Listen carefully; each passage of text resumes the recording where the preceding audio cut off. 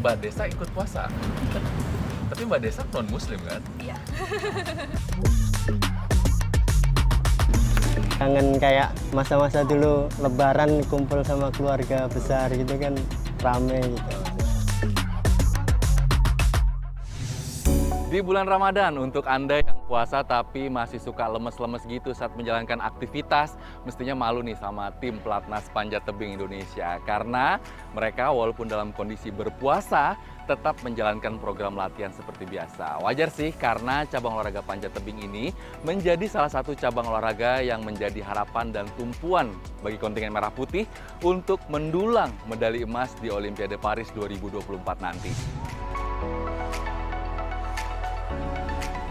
Menyaksikan langsung para atlet panjat tebing Indonesia ini berlatih, sama sekali tidak terlihat kalau mereka melakukan semua drill-drill ini dalam kondisi berpuasa. Semua program latihan yang sudah ditetapkan pelatih dilahap tanpa sedikit pun mengeluh. Tapi kalau ngomongin latihan pas puasa gini nih, Bin, yang paling berat buat seorang Kiromal Khatibin latihan pas puasa itu apa sih? Kalau aus udah pasti dong ya, aus sama lapar. Tapi yang paling berat buat Khatibin apa, Bin? Kalau paling berat di program kita itu lebih ke ngedrillnya. Ngedrill tuh pas di wall gini? Iya, pas di wall. Karena apa? Kita dalam keadaan puasa, disuruh latihan nafas juga gitu. Tapi jujur nih ya, nggak boleh bohong ya. Iya. Selama latihan pas puasa pernah batal nggak? Belum, alhamdulillah. Serius? Serius.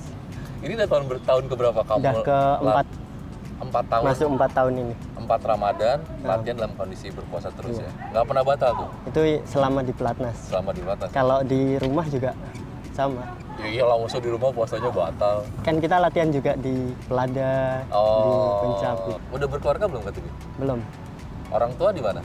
Di Batang, Jawa Tengah. Di Batam. Berarti nggak ketemu sama sekali ya? Enggak, kita dari 2020 emang 2020 setelah lebaran ya. Jadi lebaran terakhir itu 2020 di rumah. Berarti udah 4 tahun nggak Udah ketemu 4 keluarga tahun. ya? Iya. Kalau ketemu Kangen pasti dong. iya, kangen kayak masa-masa dulu lebaran kumpul sama keluarga besar gitu kan, rame gitu. Tapi karena kita persiapan Olimpiade, mau gimana lagi gitu kan, harus berjuang juga. Kamu menyiasati kangennya sama keluarga di bulan Ramadan, jelang Idul Fitri ini gimana sih? Kalau saya sendiri biasanya ya video call sama kakak sama ibu, udah. Itu aja cukup Kayak, lah ya? iya, kayak bangunin sahur, terus habis itu buka, kadang kabar-kabar. Tahan-tahanin lah ya Bin ya, demi lolos ke Paris ya. Siap. Udah, dikit lagi. Dikit lagi ya. Tapi ini tim panjat tebing Indonesia ini kan sebentar lagi berangkat ya, tanding ya ke Tiongkok ya? Iya, betul. Kapan sih? Itu rencana H-1 sebelum lebaran kita berangkat. H-1 sebelum lebaran berangkat ke Tiongkok. Iya, jadi untuk tepatnya malam lebaran gitu. Malam lebaran orang pada takbiran, Takbiran kita berangkat. kalian di pesawat ya? Iya, betul. Terbayar nanti di Paris, insya Allah. Satu hal lagi yang menarik di tim panjat tebing Indonesia adalah saat bulan Ramadan, atlet non-muslim ternyata juga secara sukarela memilih untuk ikut berpuasa. Salah satunya adalah atlet putri andalan Indonesia, Desak Maderita. Ini kali pertama latihan pas puasa atau udah pernah sebelumnya? Ini udah tahun ketiga ikut puasa. Oh, Mbak Desa ikut puasa? Tapi Mbak Desa non-muslim kan? Iya. Ikut puasa benar-benar dari sahur sampai buka atau Iya, gimana? dari sahur sampai buka ikut. Ini latihan nggak minum? Enggak? Alasannya apa tuh Mbak? Ini menarik loh, ini kenapa? Karena solider aja atau gimana? Jadi awalnya itu kan 3 tahun yang lalu diawali pertama kali ditawarin sama Coach Hendra mau ikut puasa atau enggak. Itu juga nggak ada paksaan dari coach, cuma ditawarin. Jadi saya milih ikut biar ngerasain sama ini juga termasuk dalam program kan. Jadi saya ikut puasa dan ini juga membantu saya meningkatkan performa latihan. Oh gitu? Iya. Jadi awalnya penasaran nih, ditawarin mau ikut puasa atau enggak, penasaran kan, Iya, nyobain kan? iya. Tapi ternyata fine-fine aja puasanya. Iya. Berjalan lancar ya, awalnya sih ya berat. Ya berat lah, latihannya berat kan. Iya, terus kesini ya udah biasa, udah terbiasa. Serius? Serius. Ready, go! Kalau biasanya sih 1-2 hari di awal puasa tuh berat tuh. Lemes, kita kan puasa latihan ya gitu. Cuman makin kesini kita udah makin enjoy dan terbiasa sih badannya. Tentunya, program latihan yang dijalani para atlet di bulan Ramadan ini sudah jauh-jauh hari dirancang oleh tim pelatih. Target besarnya tentu saja di Olimpiade Paris 2024 di bulan Juli dan Agustus mendatang.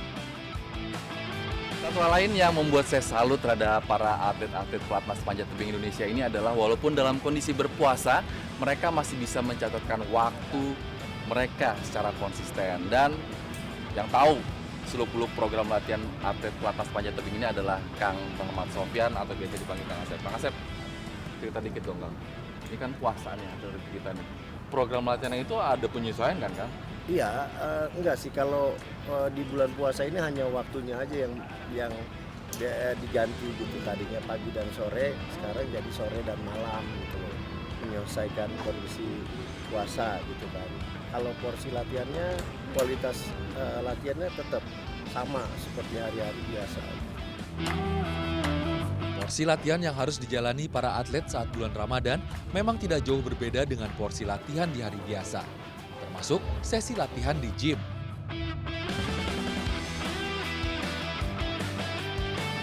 Ini kamu tadi pull up berapa repetisi, berapa set, dan gantungan bebannya itu berapa kilo tuh, Mas? 12 repetisi, 4 set, 15 kilo. 15 kilo? Iya. Nah, emang kalau dalam program yang normal itu, kamu bisa sampai berapa set, berapa repetisi, berapa kilo? Gantung sih Mas, kadang gantung pelatih, kadang ada 22,5, 15 repetisi, ada yang 30 kilo, yang 35 kilo yang apa? Bebannya ya? 8 repetisi ya. Ini kayaknya Bisa udah, di-mix. udah giliran kamu deh, Mas. Berapa kilo tuh, Mas? 15 Mas. 15.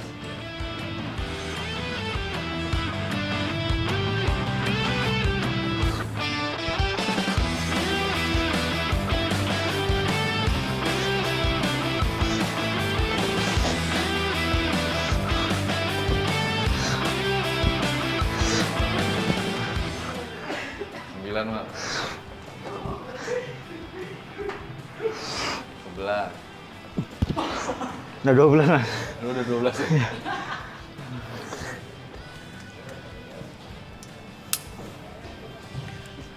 Selesai itu ya? Ya, dapat set. Berlatih dalam kondisi berpuasa, ditambah tak bisa merayakan Idul Fitri bersama keluarga, menjadi konsekuensi yang harus dijalani demi untuk bisa mengibarkan merah putih di tiang tertinggi. Ready, go!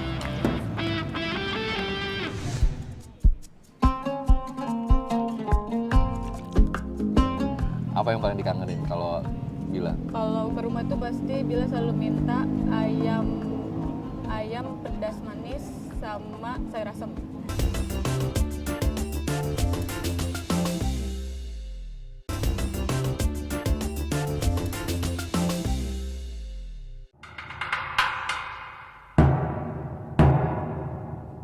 Allahu Akbar, Allahu Akbar. Azan maghrib telah berkumandang. Waktunya untuk berbuka puasa. Bila berbuka Bila. Sudah.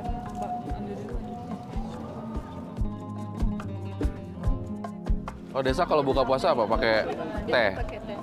Nggak suka yang manis-manis gini? Suka tapi ini kurang suka ini. Kurang suka. Di momen buka puasa bersama ini, kehangatan dan suasana kekeluargaan di antara para atlet, pelatih, dan tim pendukung sangat terasa.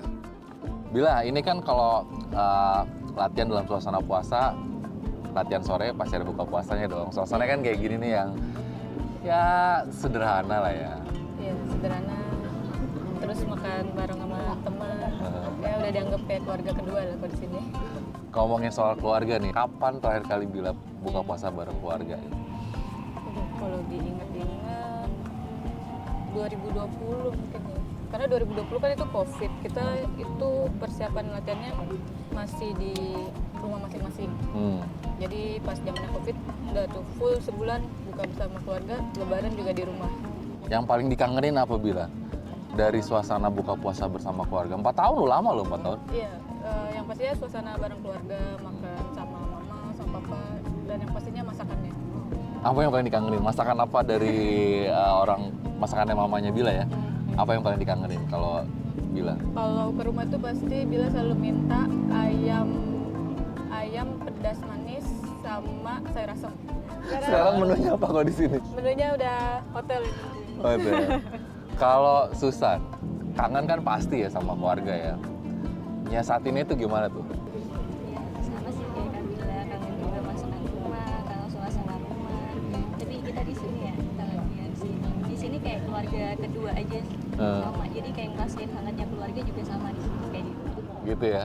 Walaupun lesehan lah ya di depan wall nggak apa-apa lah ya. Tetap hangat keluarganya ada di sini. Hangatnya.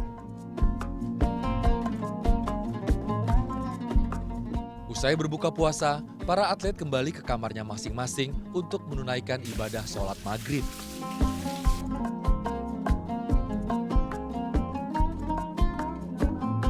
Setelah itu, mereka juga sudah harus kembali bersiap untuk makan malam bersama.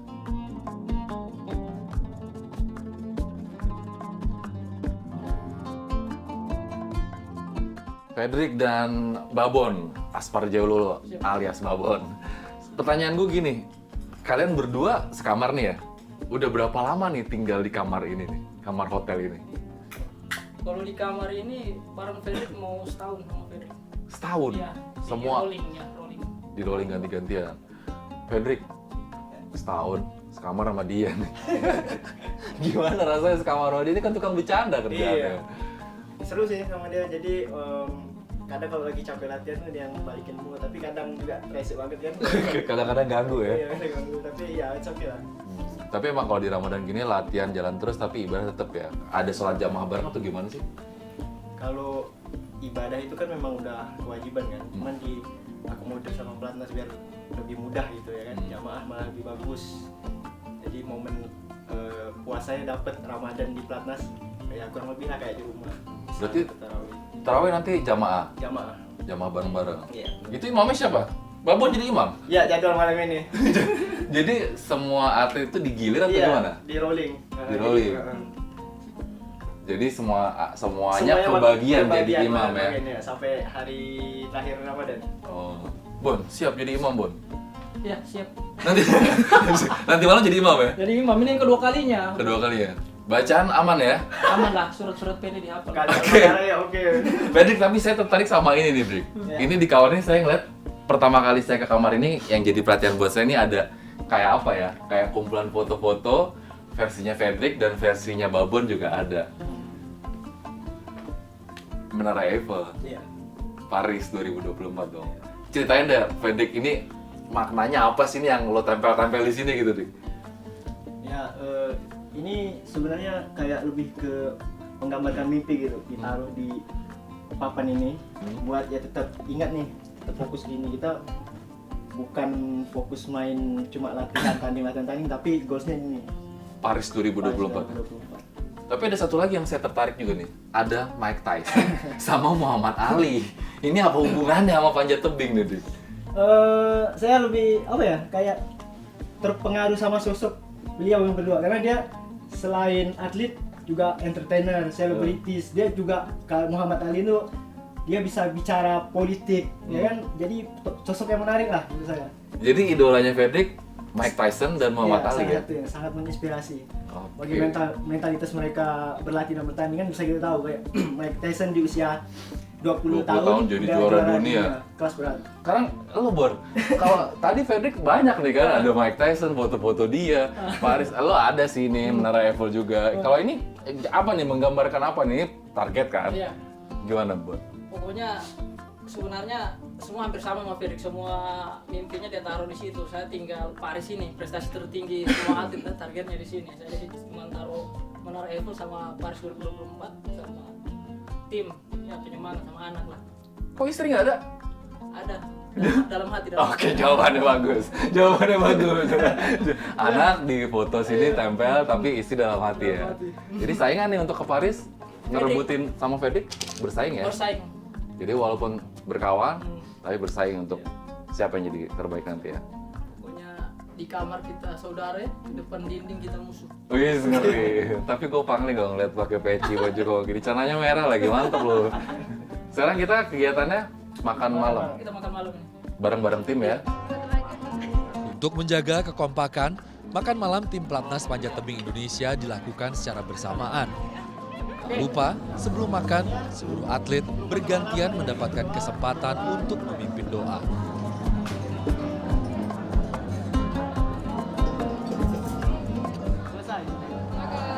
Makan. Leslie. Apa ini?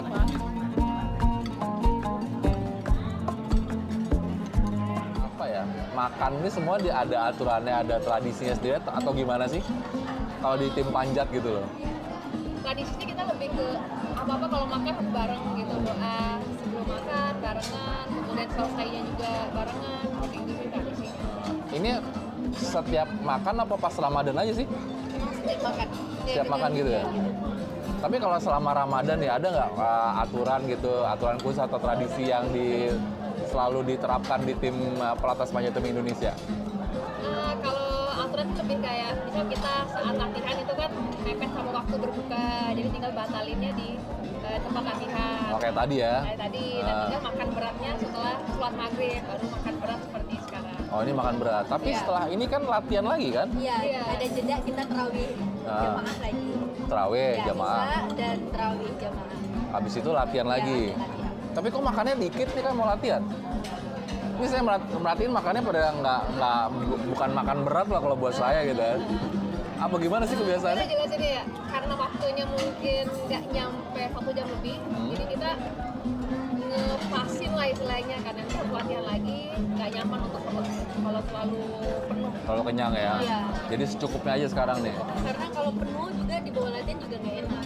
Tapi ntar habis latihan malam makan lagi? Iya. Makan lagi? Iya. Sering ya makannya ya? Tapi nggak bosen nih, makanan hotel kan gitu-gitu aja ya? Bosen nggak sih dengan menu makanan yang gitu? Kalau soal makanannya gimana? Bosen nggak? Ada bosen nggak? Terkadang, cuma karena ini kita memenuhin badan, karena kalau Coach Hendra ngomong kan, jangan ngikutin mau, tapi ikutin kebutuhan badan. Usai makan malam, sholat Isya dan tarawih berjamaah menjadi kegiatan selanjutnya. Selain itu, di malam hari nanti juga masih ada jadwal dan program latihan yang harus dijalani para atlet Pelatnas Panjat Tebing Indonesia. Makna Ramadan sendiri buat seorang Fredrik Leonardo tuh apa sih? Bulan untuk memperbaiki diri sih kalau menurut saya. Lebih Gitu ya? identik dengan itu. Karena di bulan Ramadan ya kita kayak lebih fokus ibadah dan ngurangin hal-hal yang nggak produktif gitu ya. Kalau biasanya di luar bulan Ramadan kita banyak aktivitas apa gitu.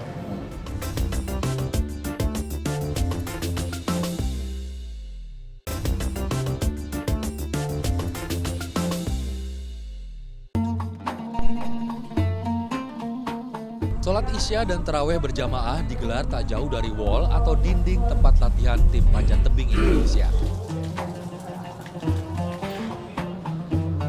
Ya, di bulan Ramadan ini, tim Pelatnas Panjat Tebing Indonesia tetap melakukan latihan dan satu hal lagi yang nggak lupa, ibadah juga harus tetap dijalankan. Salah satunya dengan sholat Isya dan sholat tarawih berjamaah.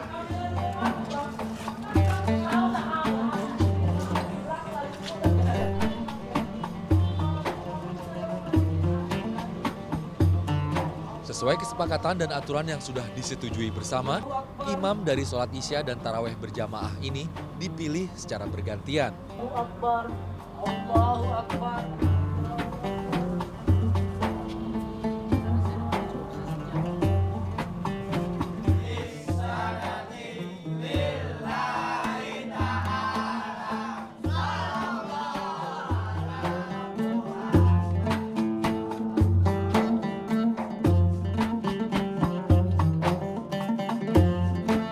Usai sholat tarawih, Para atlet Indonesia ini harus segera mempersiapkan diri untuk kembali menjalani latihan di sesi malam hari. Jelang Olimpiade bulan Juli dan Agustus nanti, baru Desak Maderita dan Rahmat Adi Mulyono yang sudah memastikan diri lolos ke Paris. Tim panjat tebing Indonesia juga masih berpeluang untuk bisa meloloskan 1 atlet putra dan 1 atlet putri tambahan ke ajang olahraga multi-event terbesar dunia tersebut. Salah satu atlet Indonesia yang masih berjuang untuk bisa lolos ke Paris adalah Fedrik Leonardo, sang pemegang rekor dunia di nomor speed. Makna Ramadan sendiri buat seorang Fedrik Leonardo itu apa sih? Lalu makna Ramadan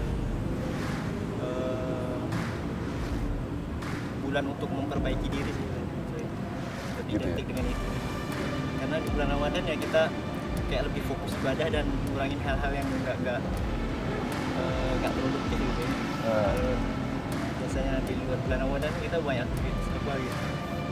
Tapi bulan Ramadan tapi harus latihan juga, itu gimana kalau Ya, buat Fedrik? kalau buat saya justru seru di situ ya. Kita dalam keadaan berpuasa tapi tetap latihan. Jadi ada sesuatu yang kita dapat gitu. Kayak juga ngelatih mental kita gitu kan. Capek, haus, lapar tapi tetap latihan. Harapannya Fedrik sendiri apa nih yang benar-benar di bulan Ramadan ini, harapannya, doanya Fedrik gitu untuk kedepannya? Harapan saya buat kedepannya saya bisa meloloskan diri di kualifikasi Olimpiade dan bisa tampil di Paris 2024. Itu mimpi terbesar Fedrik ya. Amin ya. Mudah-mudahan doanya di bulan Ramadan bisa tercapai. Amin. Amin. Thank you Fedrik.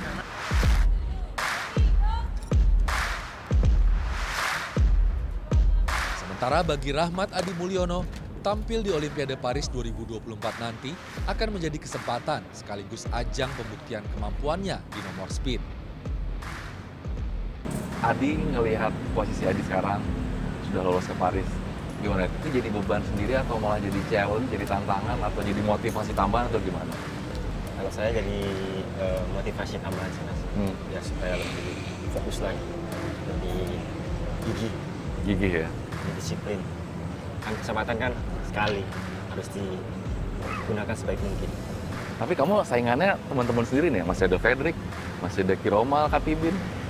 Ya nggak apa-apa kan, saingan kan harus jalan. Biar gitu. Walaupun temen di Jakarta, tapi nanti di Paris Tetap. tarung habis-habisan ya. Sementara bagi Desak Maderita, ia memilih untuk tetap fokus pada persiapannya agar bisa tampil maksimal di Paris nanti. Desa kan bisa dibilang salah satu tumpuan buat kontingen Merah Putih di Paris nanti di Olimpiade kan. Beban nggak? Enggak, saya nikmati aja proses. Kalau Desak sih ngeliatnya kayak banyak dengar kayak target panjat tebing Indonesia 2 emas kayak gitu. Sebenarnya sih apa ya? Yang itu Desak nggak mau mikirin yang itu, biarin aja kan yang tahu Desak yang proses latihan, peningkatan performa Desak latihan kan Desak sama pelatih. Jadi ya fokus ke target Desak pribadi aja gitu. Desak juga punya target, ya Desak fokus ke situ aja, nggak mau mikirin yang lain. Apa sih target pribadinya Desak? Tadi Desak bilang Desak punya target pribadinya. Emang apa? Kalau untuk ke Paris saya sih mau medali emas. Yang penting emas dulu ya. Iya, medali emas. Prosesnya nggak tahu entah nanti di World Cup di seri mana, pengennya pecah rekor dunia 599 gitu. Jadi 599 targetnya seperti itu. Latihan inilah salah satu caranya untuk mencapai mimpi tadi ya. Kayaknya semua rakyat Indonesia mendoakan Desak dan tim panjat tebing Indonesia nanti di Paris untuk bisa menyumbangkan yang terbaik, dan harapannya itu tentunya medali emas buat kontingen Merah Putih ya. Sukses terus Desak.